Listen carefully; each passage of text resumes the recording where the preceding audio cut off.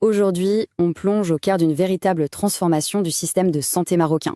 On va parler de l'arrivée d'un nouveau profil d'infirmier, un profil super qualifié, pensé spécifiquement pour faire face à un défi de taille, la prise en charge du cancer. Pour bien comprendre l'enjeu, commençons par un chiffre. Un seul, 1,2 milliard de dirhams, c'est le coût médical direct chaque année du cancer au Maroc. Ça pose tout de suite le décor, ça montre bien l'ampleur du défi, autant pour les patients que pour le système de santé dans son ensemble. Et ce chiffre, il ne sort pas de nulle part. Il s'explique en grande partie par une réalité démographique très simple, la population marocaine vieillit. Et qui dit vieillissement, dit aussi, malheureusement, une augmentation des cas de cancer. Le système se retrouve donc face à une pression complètement inédite, et ça, ça demande des réponses nouvelles et innovantes. Alors, justement, face à ce double défi, à la fois démographique et financier, quelle est la solution envisagée ? C'est là qu'un nouveau profil professionnel entre en jeu, l'infirmier en pratique avancée. On l'appelle plus simplement l'IPA. INTA. Bon, qu'est-ce que ça veut dire concrètement ? La définition officielle du Conseil international des infirmières nous dit que c'est un infirmier qui a poussé sa formation jusqu'au niveau master. En gros, cette expertise lui donne les clés pour prendre des décisions cliniques assez complexes et surtout pour avoir un champ d'action beaucoup plus large que celui d'un infirmier classique. Et attention, le Maroc ne part pas de zéro, loin de là. Ce rôle d'IPA, il a toute une histoire. Il est né aux États-Unis dans les années 50, puis le Canada l'a adopté, notamment pour ses zones plus isolées, et plus récemment, la France s'y est mise aussi. En lançant son propre master en 2022, le Maroc s'inscrit en fait dans une vraie tendance mondiale, et il peut s'appuyer sur des décennies d'expérience internationale.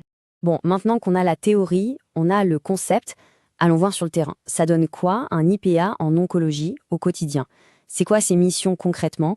Ce schéma, le modèle de Hamrick, il est parfait pour comprendre comment tout ça s'articule. Regardez bien, au centre, en plein cœur, on a la pratique clinique directe. C'est le moteur. Mais ce qui rend ce rôle si puissant, ce sont les 6 autres compétences qui viennent l'alimenter tout autour. Le leadership, la recherche, la collaboration, l'éthique. C'est vraiment cet ensemble qui fait de l'IPA un professionnel de santé ultra complet. Et concrètement, cette expertise élargie, elle change tout. Un IPA, par exemple, peut mener un examen clinique approfondi, prescrire certains examens comme une prise de sang ou une radio, ou encore ajuster des prescriptions médicales. Le mot-clé à retenir ici, c'est vraiment l'autonomie. Plus d'autonomie, ça veut dire plus de réactivité et un suivi beaucoup plus fin pour le patient. Ce schéma, il montre bien que l'IPA agit comme un véritable fil rouge tout au long du parcours du patient. Suivons le chemin ensemble. Ça commence à la prévention, ça continue avec le diagnostic, puis ça accompagne toute la phase de traitement jusqu'aux soins palliatifs. À chaque étape clé, l'IPA est là, pour évaluer, pour soutenir, pour coordonner. C'est cette présence constante qui assure une vraie continuité et une cohérence dans les soins. Évidemment, mettre en place un rôle aussi nouveau, un rôle qui vient bousculer un peu les habitudes, c'est un projet ambitieux. Et qui dit ambition dit forcément défi. Alors, quels sont les obstacles à prévoir et surtout, comment le Maroc compte-t-il s'y prendre pour les surmonter ? La question est directe et elle est essentielle. Qu'est-ce qui pourrait bien freiner cette belle initiative ? Heureusement, en regardant ce qui s'est passé dans d'autres pays, on peut déjà identifier les points de vigilance, les défis assez classiques pour ce genre de projet.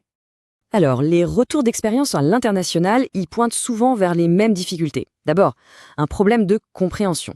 Si personne ne sait exactement ce que fait un IPA, ça peut créer de la confusion, voire des résistances. Et puis, il y a un défi plus structurel. Il faut un cadre légal très clair et un soutien administratif et financier qui tiennent la route. Sans ça, c'est sûr, le projet reste fragile. Mais face à ces défis, qui sont bien connus, la bonne nouvelle, c'est qu'il n'y a pas besoin de réinventer la roue. Il existe déjà des méthodes qui ont fait leurs preuves, une sorte de guide pas à pas pour être sûr que l'intégration se passe bien. Et cette feuille de route, elle s'appelle le cadre PEPA. Le principe, il est simple, mais il est super puissant. C'est la collaboration. Au lieu d'imposer ce nouveau rôle, on met tout le monde autour de la table, médecins, soignants, administration, pour construire le projet ensemble. On analyse les besoins, on planifie, on déploie, et après, on évalue. C'est vraiment la clé pour que tout le monde adhère au projet. Et l'application de ce modèle, elle est très concrète. Par exemple, le défi, c'est un flux juridique. La solution, c'est de rédiger un cadre réglementaire hyper clair qui définit le périmètre de chacun. Le défi, c'est la peur du changement, la résistance. La solution, c'est justement d'utiliser cette approche collaborative pour que chacun comprenne la valeur ajoutée de l'IPA et se sente impliqué. Au fond, Tout ça nous amène à l'objectif ultime, qui est parfaitement résumé dans cette phrase. Il ne s'agit pas juste de créer une nouvelle case dans l'organigramme de l'hôpital, non. L'ambition, c'est de faire de l'IPA un acteur vraiment central, incontournable, pour une prise en charge globale du patient. On dit holistique. Ce qui nous amène tout naturellement à la question finale. Si le Maroc réussit à bien implanter ce rôle, l'IPA pourrait être bien plus qu'une simple amélioration. Il a vraiment le potentiel de redéfinir en profondeur tout l'avenir de la cancérologie dans le pays. Finalement, est-ce qu'on ne serait pas en train d'assister à une véritable révolution en marche ?